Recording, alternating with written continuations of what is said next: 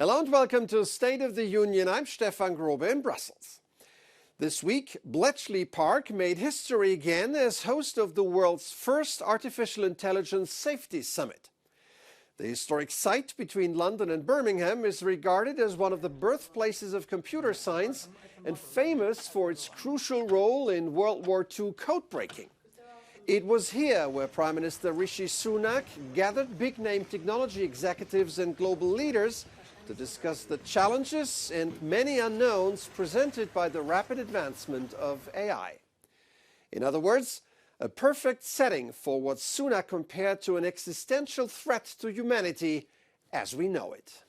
There's debate about this topic. People in the industry themselves don't agree and we can't be certain. But there is a case to believe that it may pose risks on a scale like pandemics and nuclear war. And that's why, as leaders, we have a responsibility to act, to take the steps to protect people. And that's exactly what we're doing. Participants, including, remarkably, the US, China and the EU, signed the Bletchley Declaration that aims to tackle the risks of so-called frontier AI language models developed by companies such as OpenAI. That technology has the potential for serious, even catastrophic harm, according to the signatories. Serious harm. That is what could befall some Balkan candidate countries if they didn't step up efforts to get in line with the EU in order to gain membership. That was the message delivered by Ursula von der Leyen during her trip to the region this week. A major country that needed this reminder was Serbia, as Belgrade is still unwilling to recognize Kosovo and pass sanctions against Russia. So my message is basically twofold. Let's do the homework. Please do your homework. And let's get ready and let's seize the moment to really have a substantial step forward in the enlargement process. Not everybody is happy with the prospect of Serbia and Kosovo joining the EU, as both haven't fully subscribed to democratic principles yet. But the enlargement should strengthen the democratic EU, not weaken it, especially in light of a study released this week about the state of democracy in Europe and around the world. Joining me now is Seema Shah, Head of Democracy Assessment at the International Institute for Democracy and Electoral Assistance in Stockholm. Welcome to the program. Thank you so much for having me. Dr. Shah, you're the lead author of the Institute's latest global report on the state of democracy. Now, I have a feeling that you're not a bearer of good tidings, but how bad is it? It's not great. This is the 6th consecutive year of declines in our data set, the longest such period we've seen since we started collecting data. On the other hand, the news is not all bad. We have very encouraging developments in certain countries around the world. Of course, reading the report, I was quite surprised by the fact that several EU countries made it to the list of bad actors.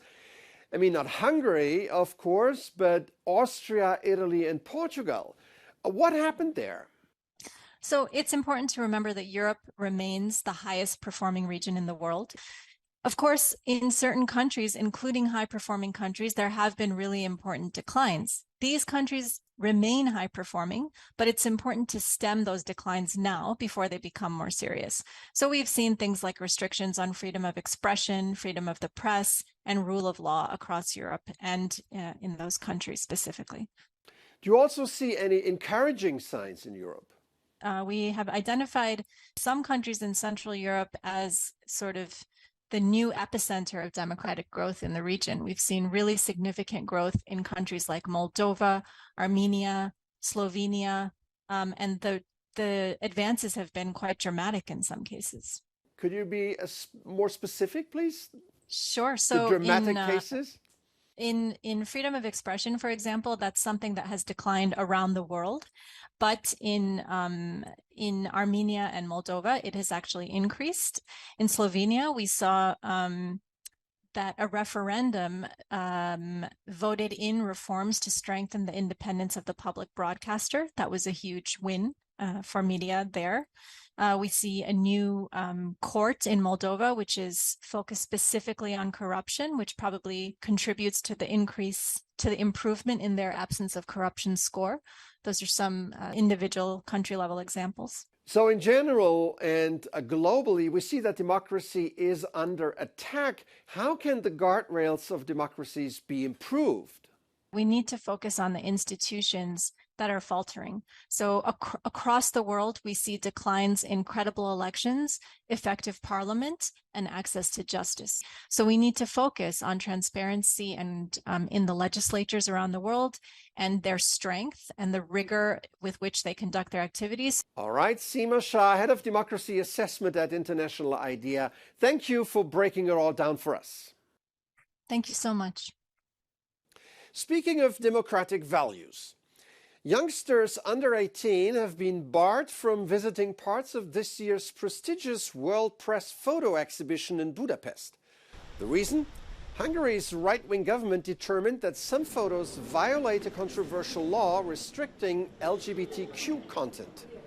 Sparking the ire of a populist lawmaker was a set of 5 photos by a photographer from the Philippines showing some members of that country's LGBTQ community dressed in drag and wearing makeup. The lawmaker filed a complaint with Hungary's cultural ministry, which found that these pictures cannot be shown to minors. Yet practically, the measure is not being enforced. World Press Photo said it was the first time the organization faced censorship for a certain type of audience in Europe. Such a treatment was sad and worrisome, they said. By the way, the exhibition also features horrific pictures from the war in Ukraine. But for Hungary's morality police, these are less shocking for kids to see than a drag queen. That's it for this edition. I'm Stefan Grobe. Thank you for watching. Have an excellent week.